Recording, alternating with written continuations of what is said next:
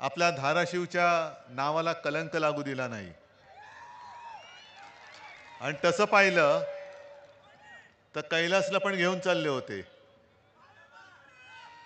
पण जाता जाता तुम्हाला सतत संपर्क करत होता।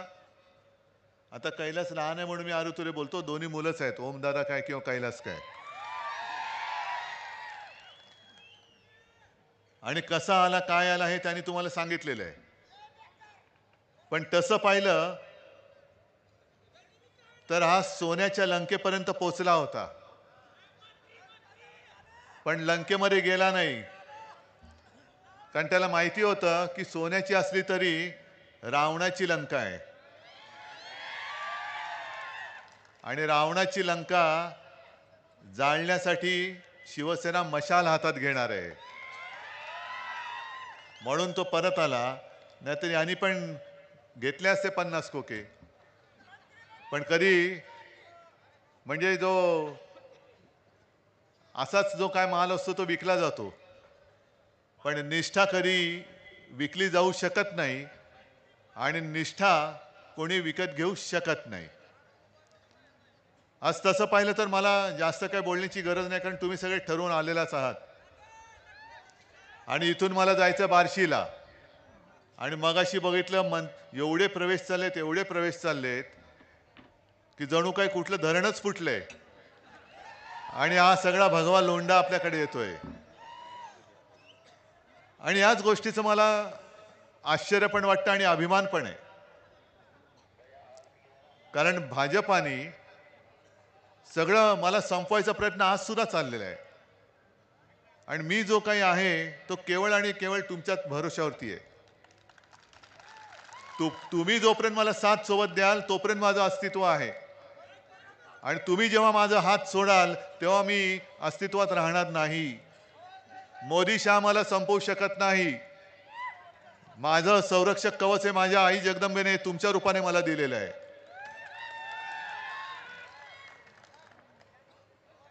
आता निवडणुका जवळ आल्यानंतर यांचे दौरे वाढतायत, एक एक एक एक थापा सुरू झालेले आहेत। आपण आपला वचननामा दिलेला आहे, महाविकास आघाडीचा सुद्धा जाहीरनामा प्रसिद्ध झालेला आहे आणि महायुतीचा जुमलानामा प्रसिद्ध झालेला आहे। हा थापानामा आहे, जुमलानामा आहे।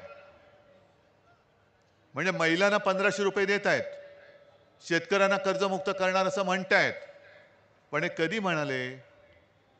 निवडणुकीमध्ये तुम्ही पेकाटात लात घातल्यानंतर यांना कळलं। आधी का नाही केलं? महिलांना 1500 रुपये हे जेव्हा तुम्ही गद्दारी करून माझं आपलं हक्काचं सरकार पाडलं त्याच वेळेला का नाही केलं की पहिल्याच फटक्यामध्ये जसं मी केलं होतं।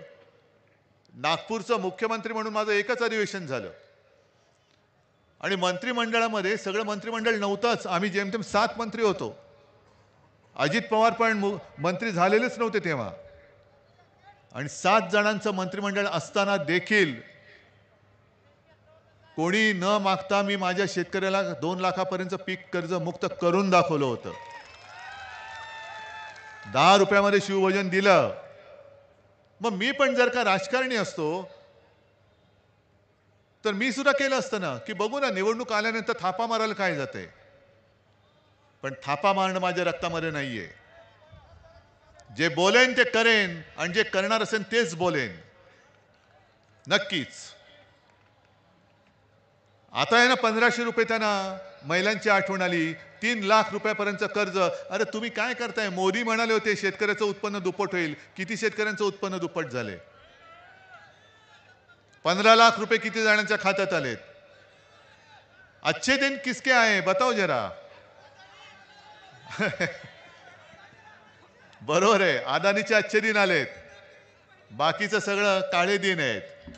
दुर्दैवाने जसं धाराशिवकरांनी एक धाडस दाखवलं तसं आणखीन थोडं महाराष्ट्राने नक्कीच धाडस दाखवलंच, पण मला स्वतःला शिवसेना म्हणून एक 5-7 जागा कमी पडल्या, आणि इतरत्र सुद्धा देशाने आणखीन त्यांच्या 25-30 जागा खाली केल्या असत्या ना, तर मोदी बुवा आज हिमालयात दिसले असते। दुर्दैवाने पुन्हा पंतप्रधान झाले। म्हणजे जे आपण आपल्या पहिल्या वर्षी करून दाखवलं होतं, अरे द्यायचंय तर दिलखुलासपणाने द्या, चोरीमारी कशाला करताय? आज सुद्धा मी सगळ्यांना विचारतो, सोयाबीनचे शेतकरी किती आलेत? सोयाबीन पिकवणारे आलेत ना? मग आता तुम्हाला भाव जास्त मिळतोय का आपल्या काळामध्ये जास्त मिळत होता? मिळत होता ना. हमी भाव, हमी भाव, हमी भाव. अरे गद्दारांना 50 खोके देताना लाज नाही वाटत? आणि माझा शेतकरी जो मरमर मरतो, कष्ट करतो, राब राब राबतो, सोनं पिकवतो, आणि त्या सोन्याची किंमत तुम्ही मातीमोल करता? मी 2-3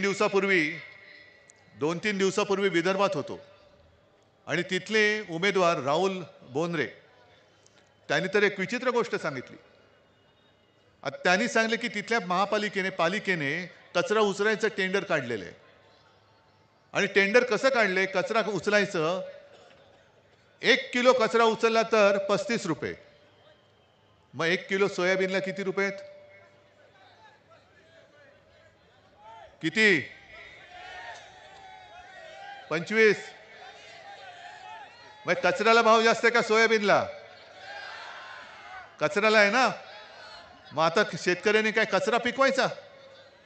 मग एक काम करू, जर कचऱ्याला भाव मिळतोय तर सगळा कचरा गोळा करा. म्हणजे इथे टेंडर नाही काढलं, मी तिथे सांगितलं की सगळा कचरा गोळा करा आणि नेऊन ठेवा जिल्हाधिकाऱ्याकडे, दे पैसे. सोयाबीनचा भाव नाही देत ना, मग तुझा जो भाव आहे तोच भाव कचऱ्याचा आहे. यांचा कचरा करून टाका एकदा. यांचा कचरा केल्याशिवाय जागे नाही होणार.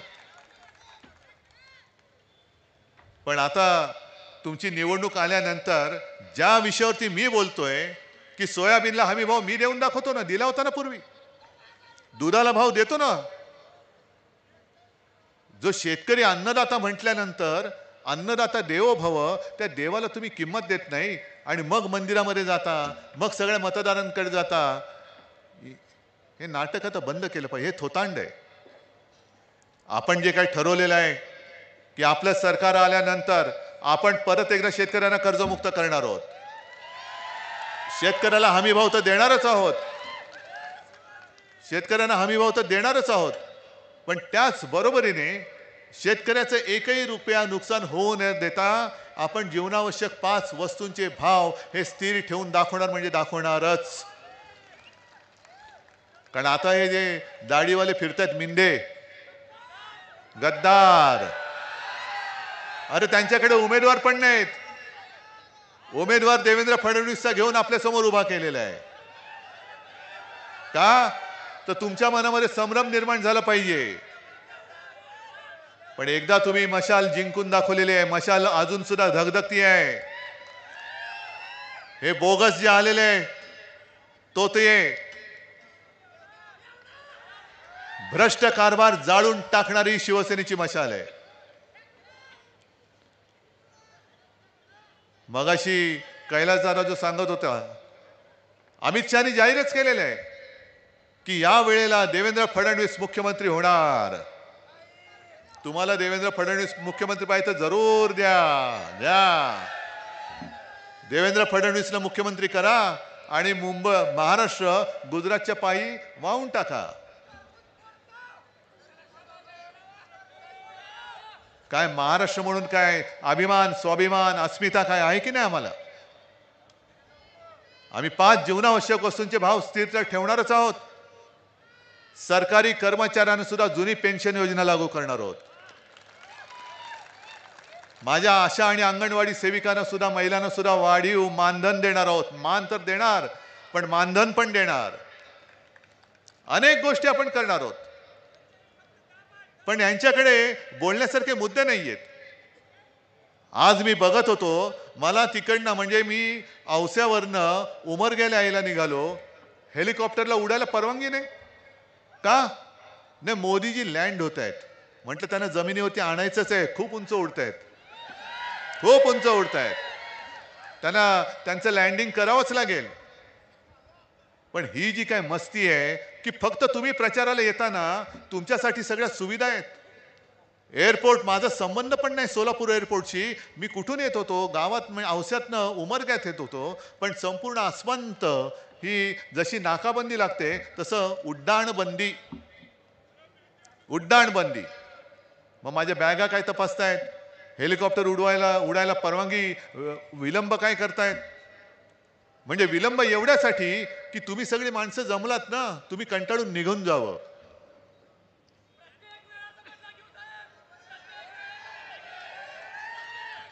तुम्ही निघून जावं. पण मोदीजींचं आजचं भाषण कोणी दाखवलंच नाही असं म्हणतात. कोणीच दाखवलं नाही. मग त्यांच्या 4 दिवस आधी अमित शहा तिकडे आले होते विदर्भामध्ये.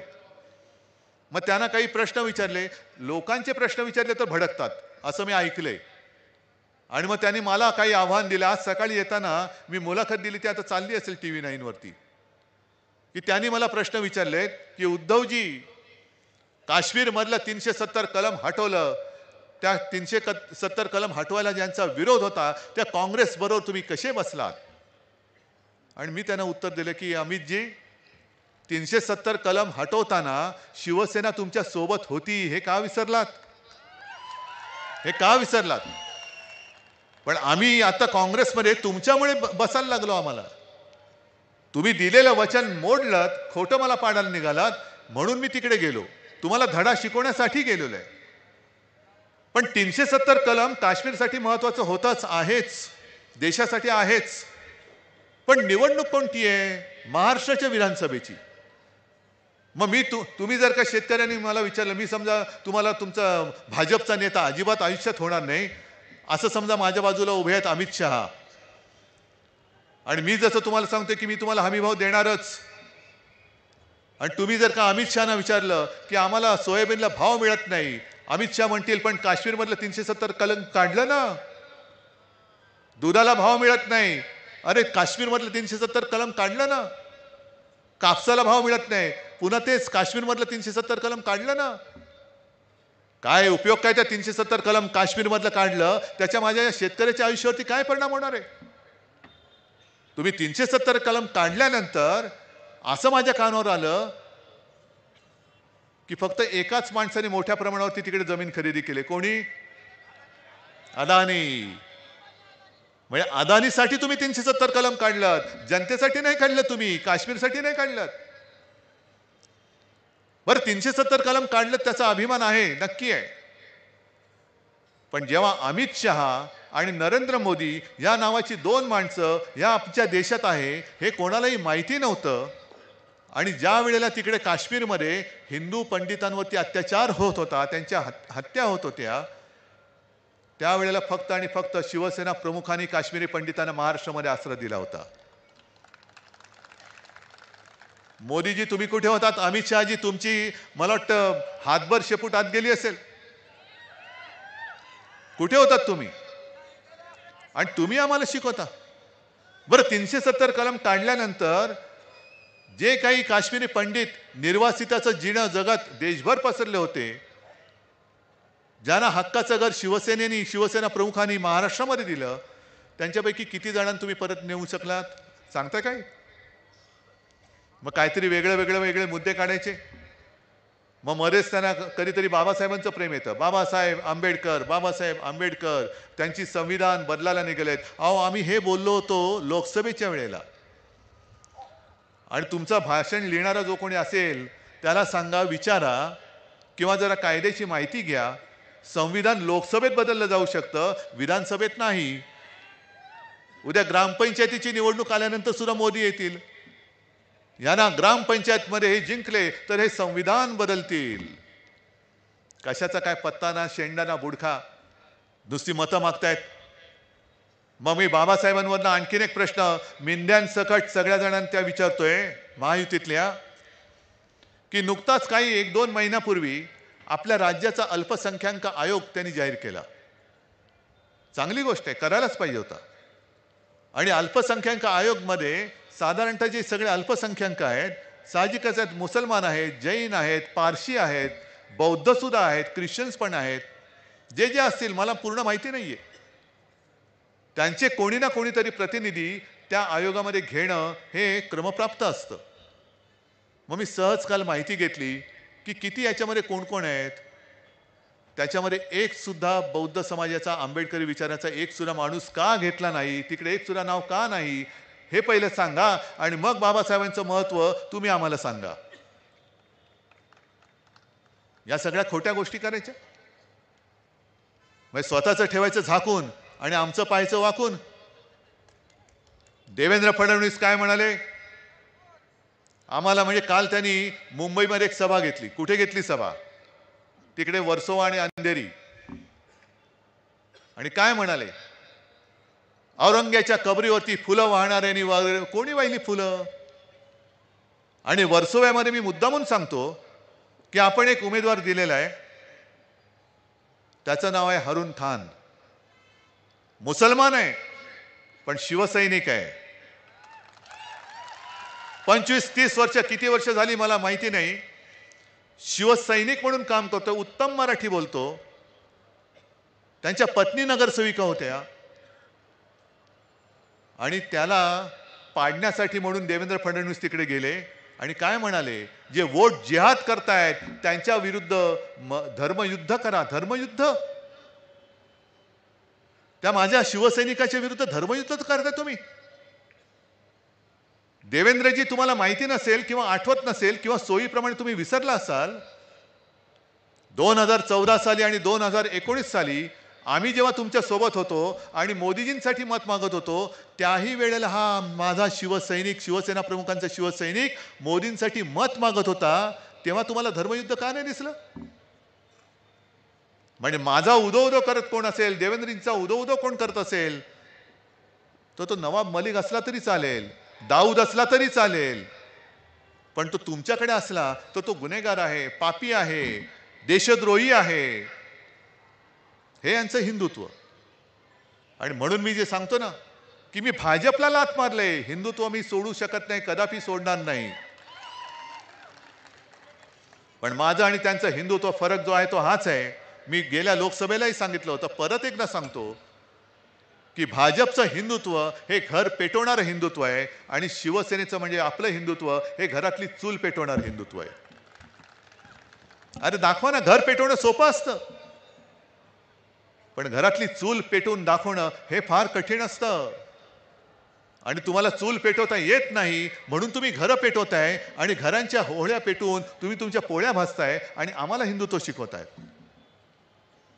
या अशा अनेक गोष्टी सांगता येतील. यांच्याकडे मी बोललो ना, विचार नाही, काही नाही, काही नाही, काही दिसलं का चोरायचं, दिसलं का चोरायचं, सगळं काही चोर बाजार मांडलेला आहे. आणि सगळ्यात दुर्दैवाची गोष्ट अशी की चोरांच्या प्रचाराला देशाचे पंतप्रधान येत आहेत. देशाचे पंतप्रधान चोराच्या प्रचाराला. म्हणजे नवाब मलिकांचा जो मी उल्लेख केला, नवाब मलिक माझ्या मंत्रिमंडळातले माझे सहकारी होते. का अटक केली होती त्यांना?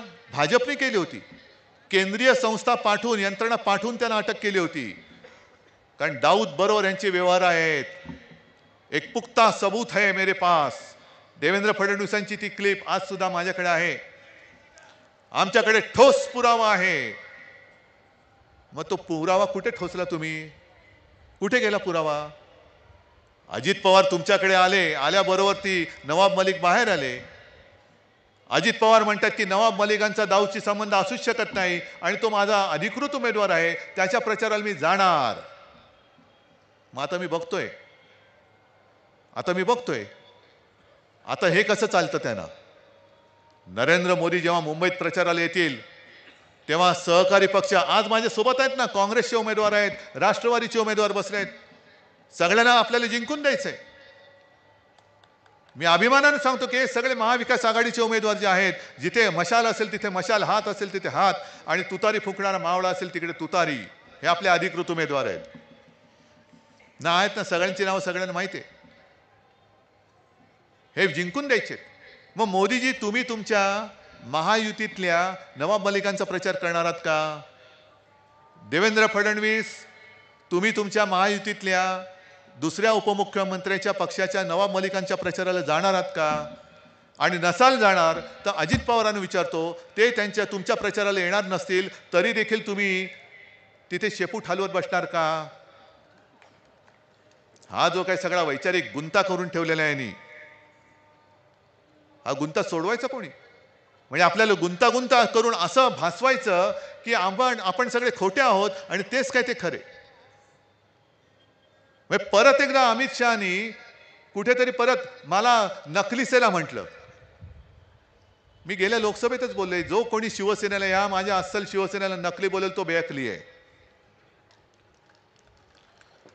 अरे ज्या शिवसेनेने तुम्हाला संकट काळामध्ये साथ दिली, सोबत दिली, शिवसेना नसती तर महाराष्ट्रात भाजप वाढला असता? दिली असती भाजपने मतं? अजिबात नाही.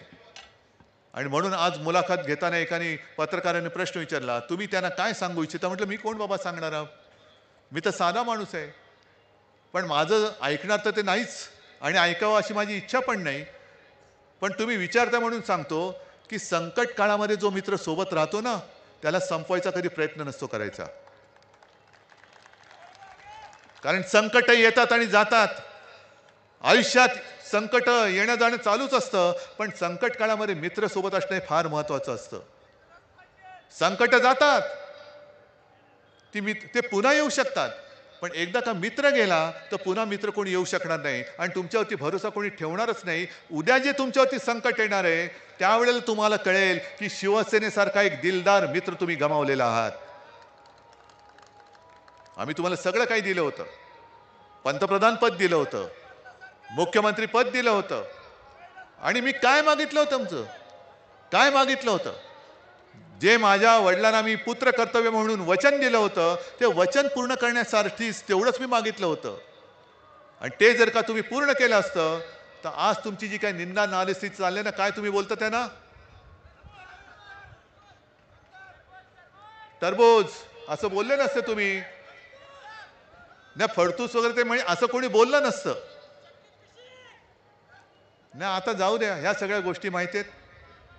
आणि म्हणून आज आपण महाविकास आघाडी महाराष्ट्र वाचवण्यासाठी म्हणून या मैदानात उतरलेलो आहोत.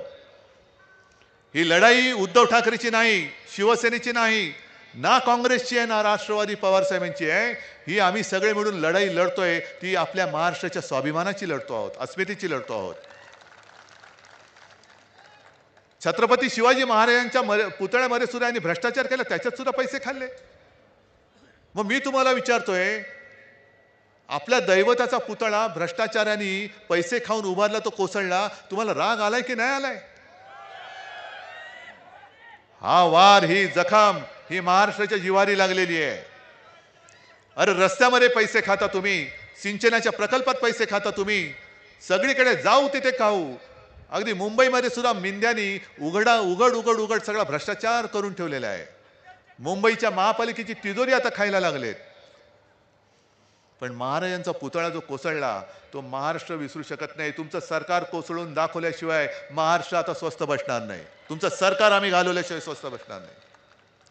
आणि म्हणून जास्त बोलत गेलं तर खूप बोलता येईल, पण मला तिकडे दिलीपराव वाट बघत असतील. जसं ओमराजेच्या वेळेला तुम्ही मला शब्द दिला होता तसा कैलासच्या बाबतीत देताय नक्की. आणि मग नुसता कैलासच नाही, तुळजापूर आहे, परांडा आहे, सगळीकडे उमरगा आहे. या लोकसभा मतदारसंघातलं मत औसा पण आला, बार्शी पण आलं. साहीच्या साही मतदारसंघामध्ये मला महाविकास आघाडीचे आमदार हे झालेले पाहिजे म्हणजे पाहिजेच.